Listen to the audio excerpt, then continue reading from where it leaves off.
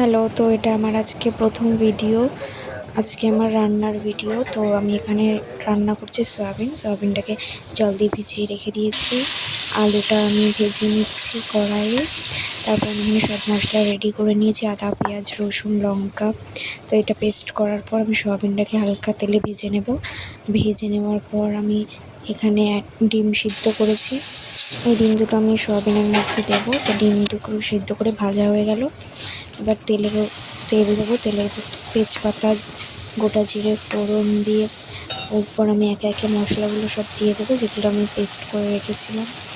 এরপর ওতে জিরে গুঁড়ো, লঙ্কার গুঁড়ো, হলুদ গুঁড়ো, নুন দিয়ে এটাকে ভালো করে কষিয়ে নেব। তো আমাদের কষানো হয়ে যাওয়ার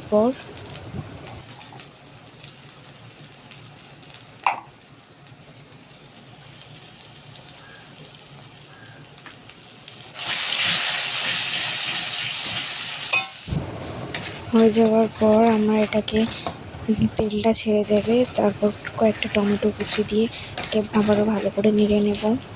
তারপরে এর মধ্যে আমরা এক এক অ্যাড করবো সয়াবিন দিয়ে ভালো করে নাড়িয়ে, তারপরে আলু দিয়ে দেবো এর মধ্যে। আলুটা দেওয়ার পর ভালো করে নাড়িয়ে নেব যতক্ষণ না এটা ভালো করে কষা হচ্ছে। মধ্যে জল দিয়ে ভালো করে কষতে থাকবো। কষা হয়ে এলে এর মধ্যে আমরা দিয়ে দেব জল।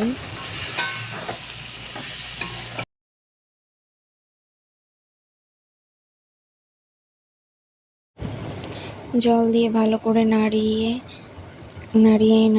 এটাকে আলুটাকে সিদ্ধ হওয়ার জন্য রেখে দেব। তারপরে দেখো আমাদের ঝোলটা খুব সুন্দর শুকিয়ে এসছে, আলুটাও সিদ্ধ হয়ে গেছে। তো এরপর আমরা এটাতে গরম মশলা অ্যাড করে একটু নাড়িয়ে এটাকে নামিয়ে নেব। তো দেখো আমার রান্না কেমন লাগলো অবশ্যই কমেন্টে জানিও।